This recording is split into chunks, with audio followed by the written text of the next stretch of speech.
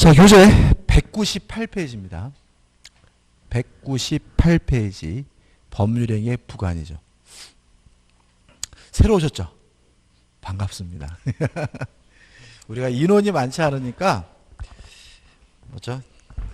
제가 강의를 해보면 한 10분 정도까지는 딱 좋은 것 같아요. 근데 그 이상 넘어가면 막 50명, 100명이 되면 학원은 좋지만 수업 듣는 분도 그렇고 강사도 그렇고 그래서 조금 한 두세 분만 더 많았으면 좋겠는데 아무튼 간에 뭐 인원이 많지 않으면 더 정신 집중 잘 되고 그렇죠. 공부 좀 해보셨어요? 아, 해보셨어요? 아, 다행이네. 자, 자 198페이지 보면 법률의 부관이 나와요. 자, 부관이라는 말은 뭐냐면 줄임말입니다. 부속 약관을 줄여가지고 부자하고 관자하고 따서 부관 그래요. 다시 말하면 법률행위를 하면서 특별히 부속시키는 특약 이런 것들 우리가 부관이라고 하거든요. 근데 부관이 원래는 세 가지가 있는데 우리는 시험 범위가 두 가지예요. 그래서 조건과 기한만 공부하게 됩니다. 자, 조건과 기한을 나누는 기준은 뭐냐면요.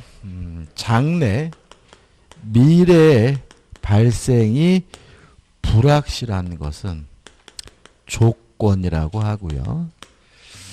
장래 발생이 확실한 것은 우리가 기한이라고 합니다. 예를 들어가지고 만약에 12월 31일까지 돈을 갚기로 했다면 12월 31일은 반드시 도래하니까 뭐가 되죠? 기한이 되겠죠. 근데 문제는 내가 죽으면 너에게 자동차를 주겠다라고 했다면 저는 반드시 뒤지겠죠. 따라서 이것도 뭐예요? 기한이라는 거죠. 다시 말하면 날짜가 기한인 것이 아니라 장래 발생이 확실하면 이게 뭐예요? 기한인 거예요. 그럼 요거만 구별할 수 있으면 돼요. 비가 오면 우산을 주겠다. 내일 비가 오면 우산을 주겠다. 자, 위에는 기한인가요? 조건인가요? 기한이죠. 그죠? 언젠가는 반드시 뭐가요? 비가 올 테니까요. 근데 내일은 비가 올 수도 있고 안 올 수도 있고 뭐죠? 불확실하니까 이건 뭐죠? 조건이 되겠죠. 그 다음에 요 불확실한 조건이 성취가 됐을 때 만약에 효과가 생긴다면 이거 우리가 정지 조건이라고 하고요. 불확실한 조건이 성취가 됨으로써 효과가 생기는 것은 우리가 정지 조건이라고 하고 불확실한 조건이 성취가 됨으로써 만약에 효과가 없어진다면 이걸 우리가 해제 조건이라고 해요. 여기서 좀 생각해 볼 것이 있어요. 정지 조건이 효과가 생긴다는 것은 언제 효과가 생긴다는 말은 아니냐 말이냐면 장래, 미래에 효과가 생긴다는 얘기잖아요. 따라서 정지 조건은 현재, 지금은 효과가 없는 것을 말하는 거죠. 지금은 효과가 없지만 미래에 조건이 성취가 되면 효과가 생길지도 모르는 게 뭐예요? 정지 조건인 거고요. 해제 조건은 장래 불확실한 조건이 성취가 되면 효과가 없어진다는 말은 해제 조건부 법률행위는 현재 지금은 이미 뭐가 있는 거죠? 효과가 있는 거지만 미래 조건이 성취가 되면 효과가 없어질지도 모르는 게 뭐죠? 해제 조건이거든요. 따라서 정지 조건부 법률행위는 전형적인 유동적 무효라는 거죠. 동의하시네? 자, 지금은 무효지만 미래에 효과가 생길지도 모르는 게 뭐예요? 유동적 무효죠. 근데 정지조건부 법률행위는 현재는 효과 무효가 없지만 조건이 성취가 되면 효과가 생길지도 모르는 것이니까 전형적인 뭐가 되는 거죠? 유동적 무효가 되는 거죠. 해제 조건부 법률행위는요. 유동적 유효죠. 왜요? 지금은 일단은 뭐죠? 유효하지만 미래의 조건이 성취가 되면 효과가 없어질지도 모르는 게 뭐죠? 해제 조건이니까 해제는 일단은 유효한데 무효로 뒤바뀔 수 있다. 뭐가 되는 거죠? 유동적 유효가 되는 거죠. 그래서 잠깐 보면은요. 의 나와 있고 성질해가지고 법률행위의 효력에 관한 문제다. 다시 말하면 효과가 생기고 효과가 없어지는 문제다. 그래서 우리 공인중개사 시험에서 잘 나왔던 게 뭐냐면 정지 조건이 성취가 되면 법률행위가 성립한다. X죠. 성립에 관한 문제가 아니라 뭐에 관한 문제예요? 효력에 관한 문제다. 이해되시죠? 해제 조건이 성취가 되면 법률행위가 성립하지 않는다. X죠. 성립에 관한 문제가 아니라 뭐에 관한 문제예요? 효력에 관한 문제인 거예요. 나번 법률행위에 붙이는 것이어야 되고요. 다번 법률행위와 동시에 부과한 것이어야 됩니다. 왜냐하면 부속 약관이니까 부속 특약이니까 법률행위를 하면서 붙여야 되겠죠. 그 다음에 라번 조건기한은 장래에 실현될 수 있는 것이어야 된다는 말은 뭐죠? 미래의 사실이라는 거죠. 따라서 과거의 사실은 뭐가 될 수 없어요? 조건도 될 수 없고 기한도 될 수가 없고요. 우측의 마번 당사자 의사에 의해서 부과된 것이어야 됩니다. 따라서 법률 규정에 의해서 부과되는 법정 조건은 조건도 아니고 기한도 아니에요. 그 다음에 의 및 종류에서 조건의 의, 불확실한 것이 뭐죠? 조건이다. 판례는 의미가 없고 조건의 종류에서 뭐가 나옵니까? 정지 조건, 해제 조건이 나와요. 자, 여기서 좀 생각해 볼 게 있어요, 여러분들이. 그러니까 우리가 수험생분들이 좀 실수하는 건 뭐냐면 정지 조건은 효과가 생기는 건 생기니까 해제 조건 효과가 없어져서 이렇게 기억하거든요. 근데 문제는 효과가 생기는 것은 미래 일이고 효과가 없어지는 것은 미래잖아요. 근데 우리는 미래에 살고 있지 않고 뭐에 살고 있어요? 현재 살고 있어요. 그래서 정지 조건인지 해제 조건인지 따지실 때는 반드시 의식적으로 어느 시점으로 치환해서 이해하셔야 되냐면 현재 시점에서 치환해서 이해해야 함정에 안 빠진다는 거예요. 정지 조건은 현재 효과가 없는 겁니다. 해제 조건은 현재 뭐가 있는 거예요? 효과가 있는 거예요. 그럼 교재 나와 있는 얘도 나오는데 이런 거 한번 생각해 보세요. 네가 공인중개사 시험에 합격하면 1억을 주겠다 이렇게 나왔잖아요. 근데 우리는 어떻게 이해하시냐면 1억을 주기로 했으니까 정지조건 이렇게 이해하지 마시고 합격하면 1억을 주겠다는 말은 지금 당장은 안 주겠다는 얘기니까 무슨 조건이에요? 정지조건 이렇게 이해하시라고요. 자, 1억을 증여하면서요. 너 열심히 공부해야 돼.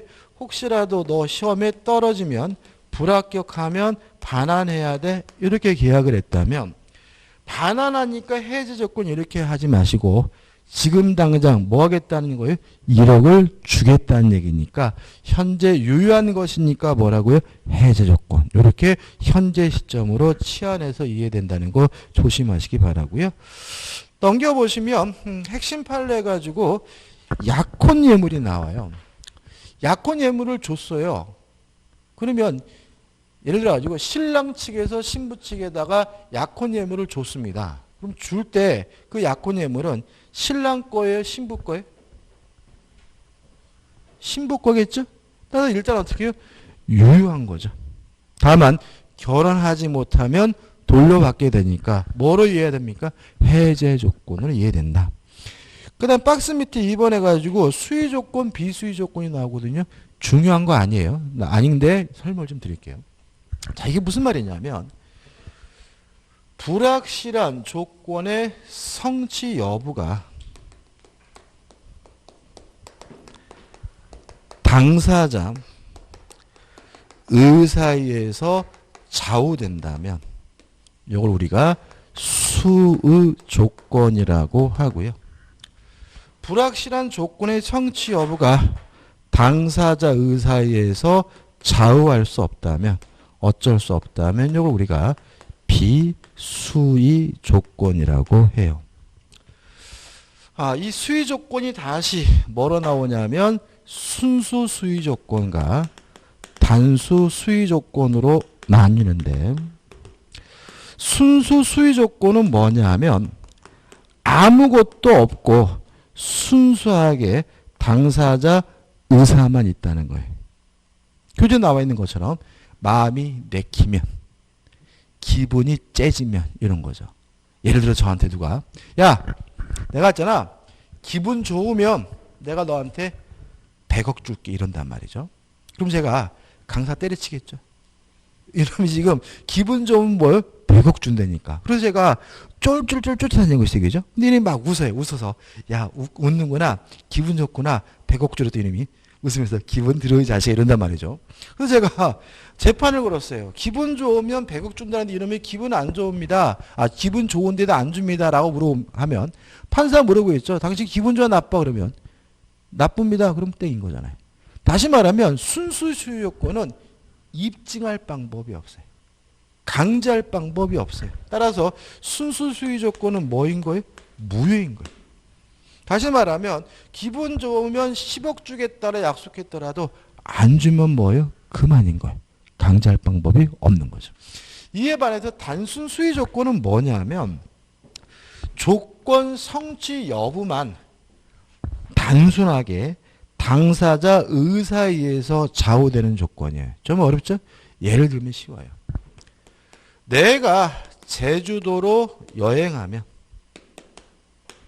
너한테 꿀단지를 사다 주겠다. 이게 뭐죠? 단순 수위 조건이에요. 자, 왜냐하면 제주도로 여행할지 안 할지 누구 마음이죠? 내 마음이죠? 당사자 마음이죠? 이것도 뭐예요? 수위 조건이긴 해요. 근데 문제는 요 제주도를 여행할지 말 건지는 지 마음이긴 하지만 여행 가게 되면 입증할 근거가 남는 거죠. 입증할 자료가 남는 거죠. 따라서 단순 수위 조건은 입증할 수 있다. 뭐가 되는 거죠? 유효가 되는 거죠. 이해되시죠? 그 다음에 당사자 의사에 의해서 좌우할 수 없는 것을 우리가 비수위 조건이라고 하는데 우송 조건은 대표적인 비수위 조건입니다.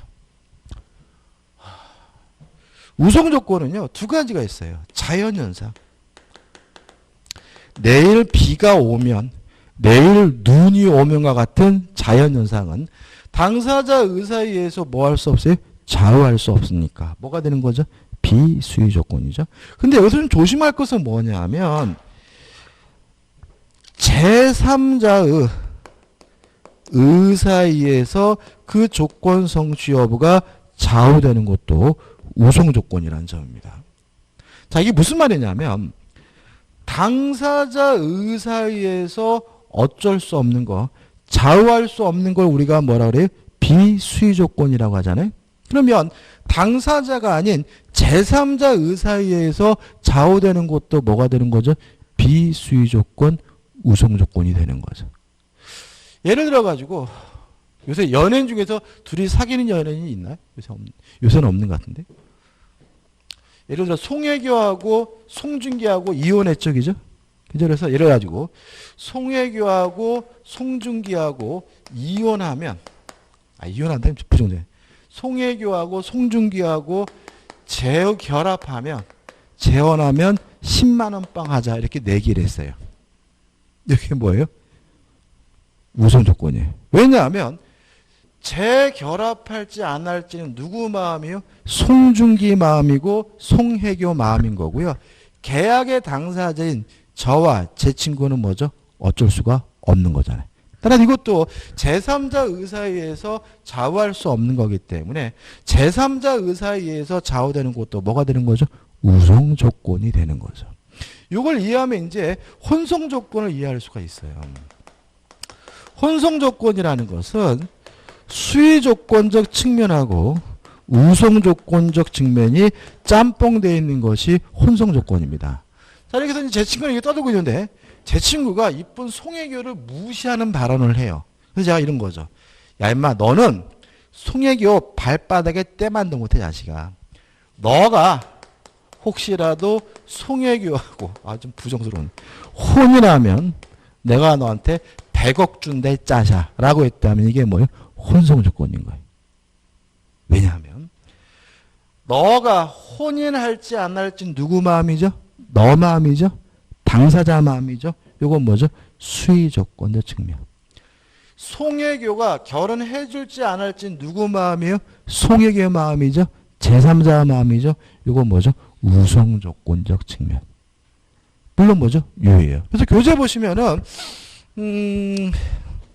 200페이지 그 하단에 보시면 밑에서 두 번째 줄 예컨대 내가 갑과 결혼하면이잖아요. 그러면 내라는 사람이 결혼할지 안 할지 누구 마음이에요? 내 마음이고 당사자 마음이니까 수의 조건적 측면. 갑이 혼인해 줄지 안 할지 누구 마음이에요? 갑 마음이고 제3자 마음이니까 이건 뭐죠? 우성 조건적 측면. 이해되시나요? 두 가지가 혼합되어 있기 때문에 뭐가 돼요? 혼성 조건이고요. 우리가 수험을 잊지 말 것은 네 가지 중에서 뭐만 무효입니까? 순수 수의 조건만 무효다. 나머지 단순 수의 조건이나 우성 조건이나 혼성 조건은 다 뭐예요? 유효라는 것만 좀 주의하시면 됩니다. 그 다음 우측에 보시면 가장 조건이 나와요. 자, 가장 조건이라는 것은 뭐냐면 조건처럼 보이지만 실제는 조건이 아닌 거예요.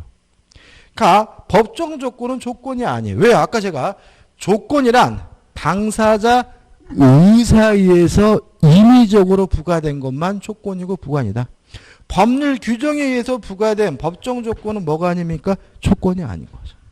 나와본 불법 조건이 나오죠? 자, 불법 조건이 뭐예요? 조건이 반사회적인 경우죠. 그죠? 어떻게 공부했죠? 우리가 조건이 반사회적이면 조건만 무효인 것이 아니라 법률행위 전체가 싹 무효다. 그 얘기예요. 다음은 기성조건이거든요. 기성조건이 뭔가요? 이미 성취된 조건이라는 뜻이에요. 이미 기자거든요. 그러니까 우리가 옛날에 양복을 맞춰 입을 때는 맞춰 입지 않고 백화점에서 사는 양복을 우리가 뭐라 그랬어요? 기성복 이랬잖아요. 그죠? 이미 만들어진 요건이. 옷이 얘기죠. 그러면 기성 조건은 이미 성취된 조건이라는 얘기인데 조건이라는 얘기예요? 아니란 얘기예요? 기성 조건은 조건이 아닌 거죠. 지금 우리가 뭘 공부하고 있냐면 가장 조건을 공부하잖아요. 가장 조건이 뭐라고요? 조건인 것처럼 보이지만 조건이 아닌 거예요. 왜 기성 조건은 조건이 아닐까요? 시험에 요새 최근에 잘 내고 있어요? 요거죠. 자, 불확실한 것만이 뭐예요? 조건인데 이미 조건이 성취됐다는 말은 더 이상 뭐 하잖아요? 불확실하지 않죠. 그죠? 그래서 기성 조건은 뭐가 아니에요? 조건이 아니에요. 또 뒤에 불능 조건이 나오는데 불능 조건이라는 것은 불가능한 조건인 거거든요. 그것도 조건이 아니에요. 왜요? 불가능한 것으로 확정이 됐으니까 더 이상 불확실한 것이 아니니까 뭐가 아닌 거죠? 조건이 아닌 거죠. 그래서 기성 조건도 불능 조건도 뭐가 아닙니까? 조건이 아니에요. 여기서 우리가 머리 글자를 따서 좀 외워야 됩니다. 어떻게 외울 거냐면 제가 머리 글자를 따는 걸 별로 안 좋아하는데 이거는 머리 글자를 딸 거예요. 이게 여러 가지 방법이 있으면 플러스 마이너스 뭐 이렇게 돼 있는데 제가 해보니까 이 부분은 마구마구 헷갈려 하기 때문에 그냥 단순 무식하게 외우는 게 최고. 이 부분은 자, 어떻게 하냐면 기성 조건이 정지 조건이면 조건 없는 법률행위다. 기정조. 기성 조건이 해제 조건이면 무효다. 기해무. 기성 조건이 정지 조건이면 조건 없는 법률행위 기정조. 기성 조건이 해제 조건이면 무효다. 기해무예요. 규제 한번 읽어볼까? 자, 201페이지 하단에 보시면 기성 조건 읽어볼게요. 밑에 세 번째로 우측입니다. 기성 조건이 정지 조건이면 기자에다가 동그라미를 치면 되겠죠. 그죠? 기자에다가 동그라미 치고 정지 조건이면 정자에다가 동그라미 치고 조건 없는 법률행위가 되고 조자에다가 동그라미 치면 어떻게 해요? 기정조. 해제 조건이면 해자에다가 동그라미를 치시고 그 법률은 무효이다. 무자에다가 동그라미 치면 어떻게 돼요? 기해무죠. 기정조 기해무입니다. 시험 문제가 거의 반드시 나와요. 기정조 기해무죠. 그 다음에 넘기시면 불능 조건이 나오죠. 자, 읽어볼까요? 위에서 세 번째 우측입니다. 불능 조건이 해제 조건이면 불자에다가 동그라미를 치고, 해제 조건이면 해자에다가 동그라미를 치고, 조건 없는 법률에 대고 조자에다가 동그라미 치면 어떻게 돼요? 불해조고요.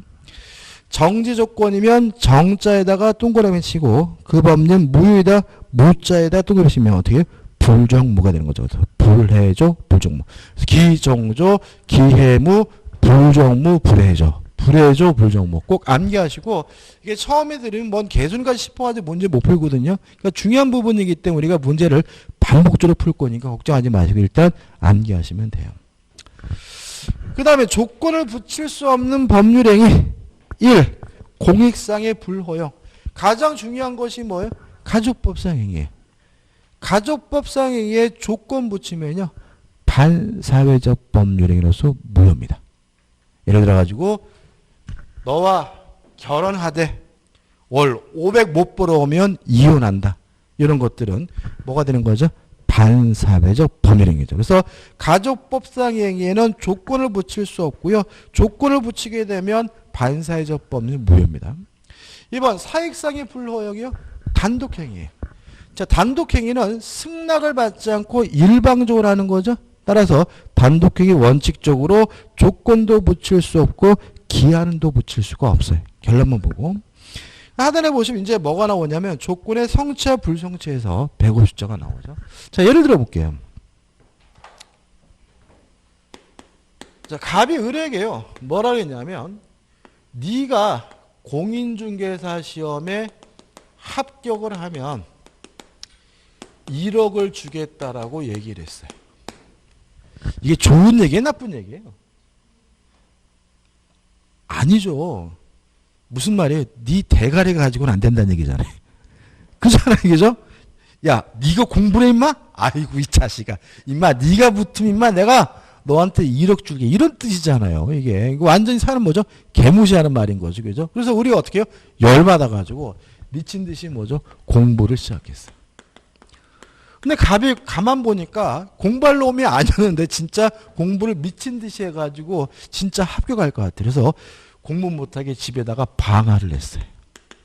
방화를 했는데 이놈이 불 끌 생각도 안 하고 미친 듯이 뭐죠? 공부를 하는 거죠. 그래서 최후의 수단으로서 시험 보는 날 감금을 했어요. 감금을 해가지고 시험을 못 보게 했어요. 이랬을 때는 어떻게 할 거냐? 요 문제인 거예요. 그죠? 법조문 읽어볼게요. 좌측 하단에 150제령입니다. 자, 읽어볼게요. 조건의 성취 인하여 불이익을 받을 당사자. 여기서 누구죠? 갑이죠. 갑. 신의 성실에 반하여 조건의 성취를 방해한 때, 집에다 불 지르고 집에다가 감금한 때에는 상대방은 을은 그 조건이 성취한 것으로 뭐 할 수 있어요?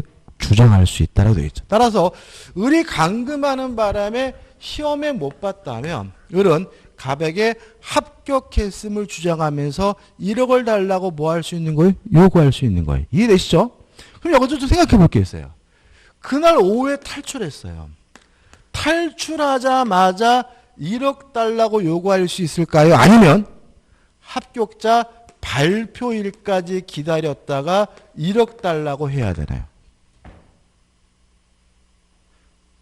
지금 당장 1억 달라고 할 수 있을까요? 아니면 합격자 발표일까지 기다렸다가 1억 달라고 해야 될까요? 자, 교재 보시면 우측에 중간에 보시면 이해가지고 조건 성취로 의제되는 시기가 나와요. 찾으셨죠? 읽어볼게요. 조건이 성취된 것으로 의제되는 시기는 신의 측에 반하는 행위가 없었더라면 조건이 성취되었으라고 인정되는 때이다. 이게 판례거든요. 다시 말하면 감금을 안 했다면 을은 언제 합격할 수 있었던 거예요? 발표일이 돼야 합격할 수 있었던 거잖아요. 따라서 그날 오후에 당장 1억 달라고 요구할 수는 없고요. 합격자 발표일까지 기다렸다가 을은 갑에게 1억 달라고 뭐 할 수 있는 거예요? 요구할 수가 있는 거죠. 그러면 시험은 어떻게 나오겠어요? 조건 성취를 방해하면 방해 시 성취됐음을 주장할 수 있다. X. 방해 시 주장하는 것이 아니라 방해가 없었다면 조건이 성취됐을 것이라 뭐 되느냐? 추정되는 시점이 돼야 비로소 성취됐음을 뭐 할 수 있어요? 주장할 수 있다는 거 있지? 만시 바랍니다. 이해되시죠? 그죠? 자, 그 다음에 반대가 있을 수 있죠. 합격하면 1억을 주겠다라고 얘기했더니 을이 공부를 안 해요. 아이 자식아, 네가 임마 공부할 놈이냐고 전혀 신경을 안 썼는데 이 미친놈이 공부도 하나도 안 했는데 합격을 한 거예요. 여러분들 공부해보니까 아시겠지만 이게 공부 안 하고 될 시험입니까? 그죠? 그죠? 그래가지고 갑이 놀래가지고 알아봤더니 이놈이 실력이 좋아서 합격한 게 아니라 시력이 우수해서 컨닝을 해가지고 합격했다는 사실이 밝혀졌어요. 이럴 때는 어떻게 할 것인가? 다시 법조문입니다. 오른쪽 맨 위 이약 볼게요. 오른쪽 맨 위에 이약. 조건의 성취를 인하여 이익을 받을 당사자가 누군가요? 을이죠. 신의 성실에 반하여 조건을 성취시킨 때에는 컨닝에서 합격한 때에는 상대방은 갑은 그 조건이 성취하지 아니한 것을 뭐 할 수 있어요?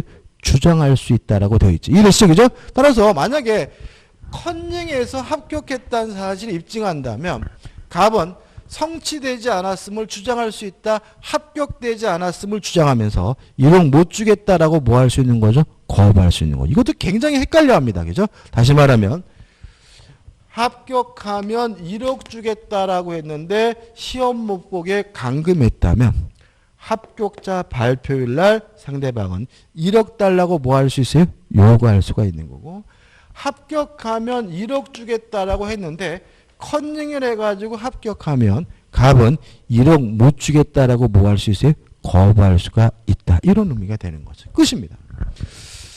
그 다음에 넘겨보시면 203페이지에 뭐가 나오냐면 148조가 나와요. 자, 조금 바꿔볼게요. 갑이 을에게 합격하면 1억을 주겠다가 아니라 네가 시험에 합격하면 내가 살고 있는 아파트를 주겠다라고 했어요. 그랬더니 을이 미친 듯이 뭐 하는 거죠? 공부를 하는 거죠. 갑이 꼼짝없이 아파트를 뭐 할 것 같아요? 뺏길 것 같아요. 그렇다고 공부 못하게 방해할 수도 없고 시험 못 보게 감금할 수도 없잖아요. 감금해봤자 을은 합격됐으면 뭐 할 수 있어요? 주장할 수가 있는 거잖아요. 그래서 갑이 고민하다가 내가 너한테 아파트를 뺏길 수는 없다 해가지고 요 아파트를 병과 만나가지고 매매 계약을 하고요. 병에게 이전 등기를 해줘 버렸어요. 이러한 갑의 행위를 어떻게 평가할 거냐 문제. 자, 합격하면 아파트를 주겠다고 하고 아파트를 뭐 했다고요? 팔아버렸어요. 자, 148조입니다.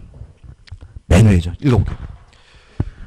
조건 있는 법률의 당사자는 조건의 성부가 미정한 동안에 여기서 뭐죠? 우리 열심히 공부하고 있는 동안에 조건의 성취로 인하여 생길 상대방의 이익을 해하지 못한다라고 규정되어 있죠. 다시 말하면 지금 이 상태에서 을이 나중에 합격하더라도 받을 아파트가 없잖아요. 그러면 이러한 갑의 이 아파트를 처분하는 행위는 우리 민법 148조가 뭐하고 있는 거예요? 금지하고 있는 거예요. 148조가 뭐하고 있다고요? 금지를 하고 있는 거죠. 자, 근데 문제는 우리 148조가 하지 말라고 금지만 하고 있을 뿐 했을 때 그 효과가 무효인지 유효인지에 대해서는 규정이 없어요. 우리 판례는 민법 148조가 하지 말라고 금지하고 있기 때문에 하면 무효다라는 것이 우리 판례 입장이에요. 뭐라고요? 무효. 근데 문제는 무효가 되면 엉뚱한 누가 피해를 봐요? 병이 피해를 보죠. 그래서 우리 판례는 무효이긴 한데 이 무효를 가지고 병과 같은 제3자에게 대항하기 위해서는 등기가 필요하다라는 입장이고요. 그러면 합격하면 아파트를 받을 수 있다는 이 권리를 등기할 수 있을까요? 있어요. 무슨 등기로 하냐면 가등기로 할 수가 있습니다. 자, 그럼 정리해볼게요. 조건부 권리를 침해하는 처분행위는 민법 148조가 금지하고 있기 때문에 하면 무효입니다. 다만 이 무효를 가지고 제3자에게 대항하기 위해서 뭐가 필요합니까? 등기가 필요한데 무슨 등기로 하죠? 가등기로 하게 되는 거죠. 좌측 하단에 보시면 그림이 있고 이게 뭐예요? 제가 열심히 설명드린 내용이고 판례 결론부만 읽어볼까요? 밑에서부터 네 번째, 다섯 번째 우측입니다. 조건 성취 전에 수중자가 한 처분행위는 찾으셨죠? 그죠? 밑에서부터 네 번째, 다섯 번째 우측이죠. 조건 성취 전에 수중자가 한 처분행위는 조건 성취의 효과를 제한하는 한도 내에서 뭐라고요? 무효라고 할 것이고 다만 그 조건이 등기되어 있지 않는 한 그 처분 행위로 인하여 권리를 취득한 제3자에게 유무효를 뭐 할 수 없어요? 대항할 수가 없다. 다시 말하면 무효를 가지고 제3자에게 대항하기 위해서 뭐가 필요합니까? 등기가 필요한데 무슨 등기로 합니까? 가등기로 한다. 까지 기억하시면 되겠죠. 그 다음 우측에 4번 제3자 침해할 수 없고요. 2번 조건부 권리 처분이 나오는데 자 그럼 여기서 갑은 요 아파트 팔아먹으면 안 되죠. 그죠? 근데 지금 을은 합격하면 아파트를 받을 수 있는 요 권리가 있죠. 미래의 권리가 있죠. 이거 어떻게 해요? 팔아먹을 수 있어요. 동의하시나요? 이놈이 저한테 와가지고 그런 거죠. 야, 나 합격하면 아파트를 받을 수 있는 권리가 있는데 이거 돈 주고 살래? 물어보니 이놈이 공부를 안 해요. 거의 합격하는 게 로또 복권 수준이면 한 5천 원 주고 사면 되겠죠. 그죠? 그죠? 또 이런 조건부 권리 뭐 할 수 있어요? 보존할 수 있어요. 뭐 한다고요? 가등기. 또 을이 가슴 아프게 열심히 공부해서 합격하긴 하셨는데 돌아가시면 아파트 누가 대신 받아요? 아들이 대신 받겠죠? 조건부 권리도 뭐가 돼요? 상속이 돼요. 또 조건부 권리로 담보로 제공하는 것이 가능합니다. 다시 말하면 조건부 권리도 을은 처분할 수 있고 보존할 수 있고 상속도 되고요. 담보로 제공하는 것도 가능하고요. 특히 담보로 제공한다 그러면 왠지 안 될 것 같다라는 착각을 일으키기 때문에 은근히 잘 나오니까 조건부 권리는 뭐로도 제공할 수 있죠? 담보로도 제공할 수 있다는 거 꼭 기억해 두시기 바랍니다. 우측에 2번 조건부 성부 확정 후 해요렇게 해가지고 1번 자 이거죠. 정지 조건이 성취가 되면 효과가 생깁니다. 해제 조건이 성취가 되면 효과가 없어져요. 조심할 것은 소급하지는 않습니다.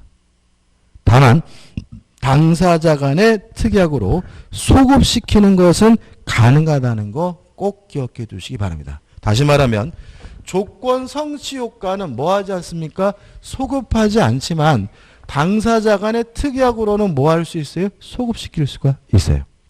그 다음 밑에 판례가 나오죠. 중요한 판례가 나오는데 자 정지 조건임은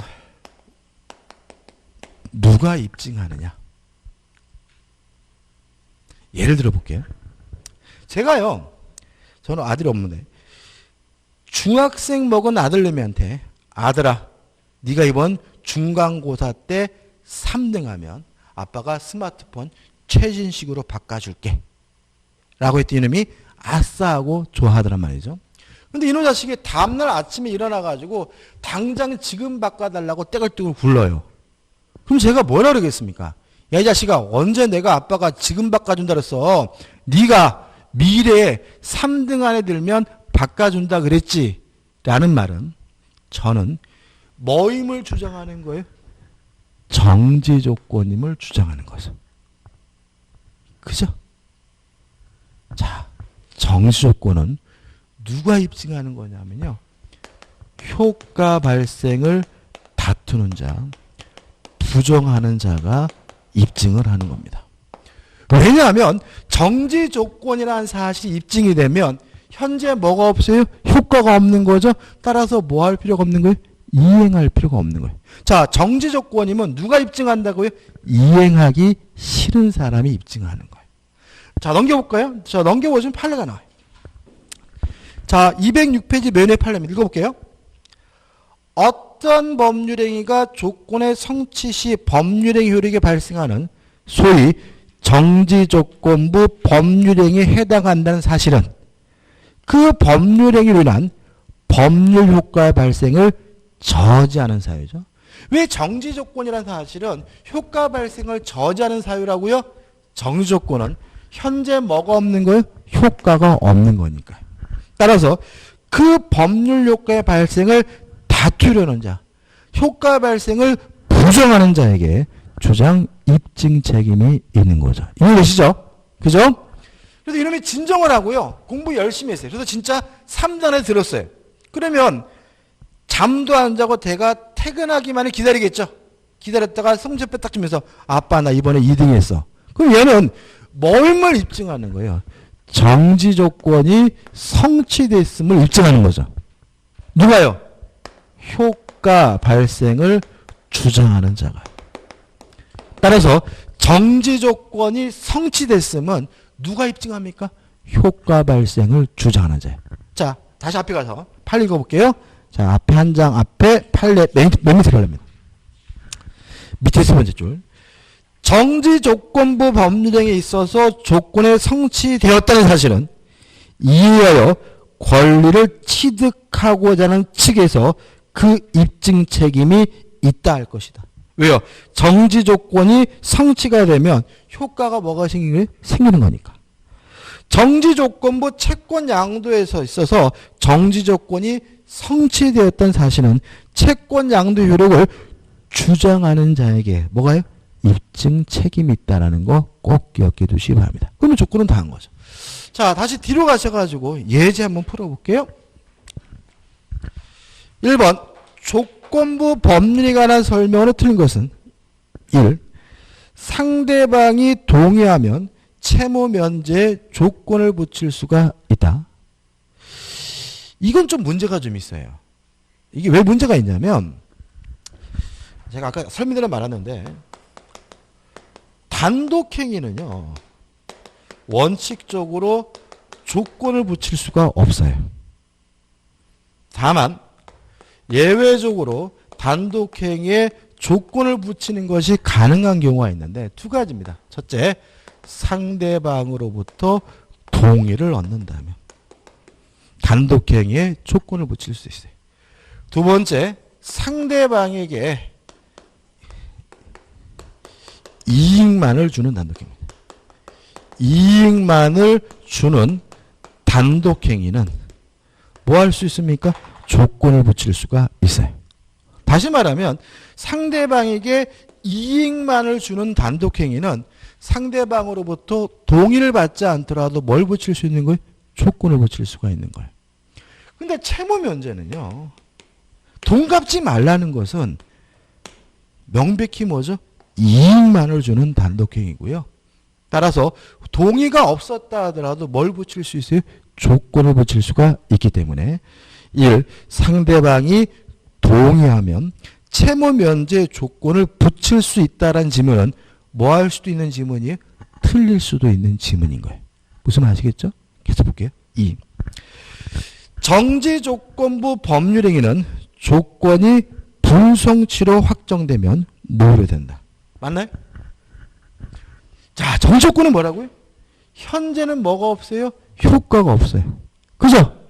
정지조건은 뭐라고요? 유동적 무효예요. 근데 불성취로 확정이 되면 뭐로 바뀌겠습니까? 확정적 무효로 바뀌겠죠? 그잖아요. 따라서 이 정지조건부 법률행위는 조건이 불성취로 확정되면 무효로 된다? 맞는 지문인 거죠. 동의하시죠? 그러니까 이게 뭐냐면 이게 계속 강조하는데 곱씹어 봐야 돼요. 아까 개념을 제가 되게 자세히 설명드렸죠? 그러니까 이게 정지 효과가 생기면 이렇게 넘어가면 안 되고 이게 효과가 생긴다는 말이 무엇을 의미하는지에 대해서 뭘 곱씹으면 필요한 지문들인 거예요. 3번. 조건을 붙이는 것이 허용되지 않는 법률행위. 뭐가 떠오르시나요? 가족법상 행위가 떠오르시죠. 그죠? 가족법상 행위에 조건을 붙이게 되면 법률행위 전체가 싹 무효죠.